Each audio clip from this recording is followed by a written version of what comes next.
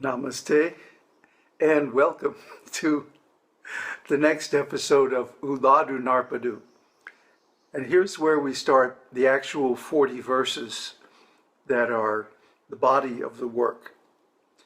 So I'll just jump right into it.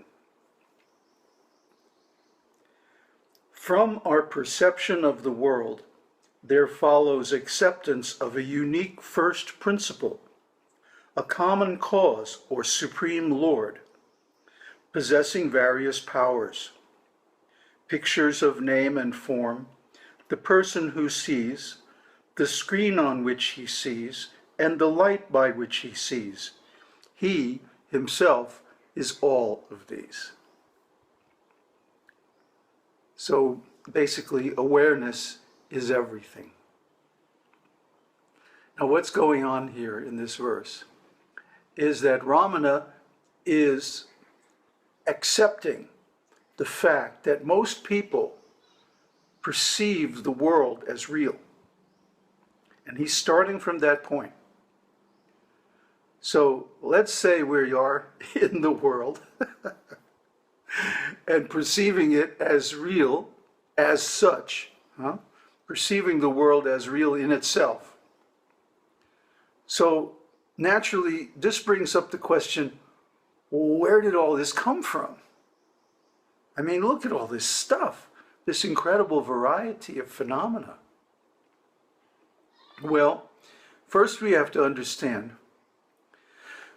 the world in and of itself is not real. Why do I say that? Because the highest standard of reality is that something exists eternally, both in the past and the future, and without change, isn't it? If something comes into existence at a certain point in time, then for sure it's going to go out of existence again. So it's not fully real. And also, if something changes, I mean, beyond coming and going, if it changes in the middle, it's also not fully real. Only that which is changeless and eternal is real enough to serve as the first cause, or the Lord, the Creator, the source of everything. So, in other words, as long as we accept the existence of the world, as long as we accept the existence of myself as an ego, being in the world, and an identity which is derived from the world, then we have to accept that there is something higher. Because the existence of this world and all the phenomena in it, including ourselves, is only relative. In other words, it's temporary and changeable, isn't it? I think it was the Greek philosopher Heraclitus, who said, you cannot step in the same river twice. What does he mean by that? That between one step and the next step, the river has flowed so much downstream, and so that river is gone, and now there's a different river there. The river has changed. This world changes constantly. I mean, just look at what science has revealed about matter. Matter is nothing but a conglomeration of atoms and subatomic particles that are vibrating at some incredible frequency. Changing, constantly changing, vibrating, moving.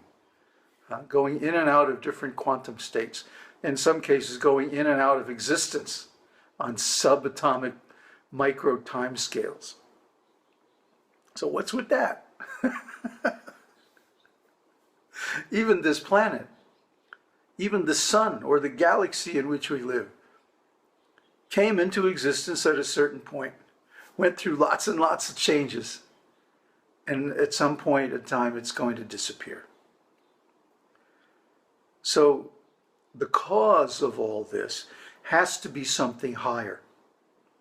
It has to be something beyond these temporary changes, beyond this process of creation, maintenance, and destruction.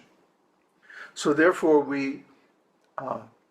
this implies the existence of an entity of a higher nature than this world, which we call God, or the Supreme, or the Lord, or Tao, or any number of names. It's not an issue what we call it. But the fact that if there is the existence of this world, there has to be the existence of something higher that caused it. That's a very, very simple inference from the fact that all of this exists. So this may seem like philosophy 101, but to a lot of people, it's really something that makes them pause for thought. So if that thing exists, this God, this first cause, then what would be its nature? Well, first of all, it would have to be eternal, never coming into existence and never going out of existence, being always, and without change.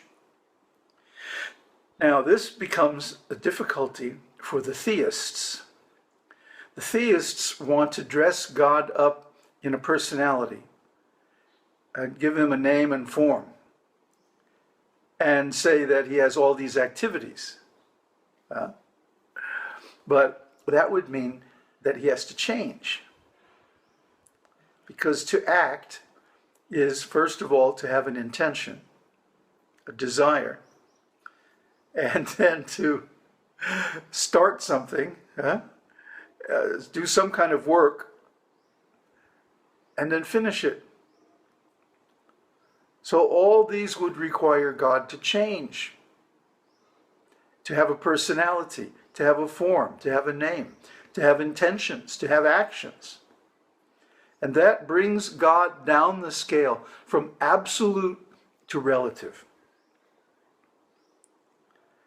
Therefore, we cannot accept this as the final conclusion. There has to be something higher than a personality. Even if there is such, even if there is, an old man with a beard up in the sky, creating the world and all that, there has to be something higher. What could that be? Well, of course, Ramana gives the clue already in the preface, where he says awareness is everything. And how do we square that with our experience? Well, it's very simple. First of all, the relative existence of this world is explained by the example of the rope and the snake. We see a curling shape in the twilight, and at first we think, oh my God, it's a snake. But then on closer inspection, we find, oh, it's just a rope. Well, what happened to the snake? Poof. There it was, all ready to bite us. Oh, I remember one time I was hiking through the woods in the middle of the night. It was very dark. I had to get from one place to another, and I was staying way out in the woods at that time. So I was walking along a narrow path. On either side there was a ditch, so I couldn't go to the side. I could only go forward or back. And I came to a tree, and something hit me in the head. And in that split second, I saw vampire bats with glowing red eyes. No, I wasn't high or anything. It was just my mind. So after I calmed myself down, I ran back about 50 yards. And I went, wait a minute. It's the middle of winter. There can't be any bats out here, It's crazy. What really was that? So I went back soberly, carefully, to the tree, And I investigated, and what did I find? Just some loose branches and old dry leaves that had happened to be at about head level. And when I brushed it with my hat, the leaves rattled, and moved, and that's what I saw. But the mind made up this whole story, Just see. The same thing is going on with the world. We have a few little sense perceptions, really not very much at all. And out of that, we conjure up this whole tale about God and the world and karma and me and I and you and them and this and that and the other thing and nations and countries and politics and religions and oh my God, all this stuff. But it's just the froth of the bubbles of the ocean of the mind breaking on the shore of the world. That's all it is. Now, do you think when there are waves breaking on the beach, on the ocean, do you think that if some of the bubbles in those waves maybe collide with each other and maybe one breaks, when the other one then takes over its spot, do you think that affects the ocean at all? No, of course not. There's nothing about that phenomenon that could affect the ocean. The ocean is such a bigger entity, such a more powerful force than those tiny little bubbles.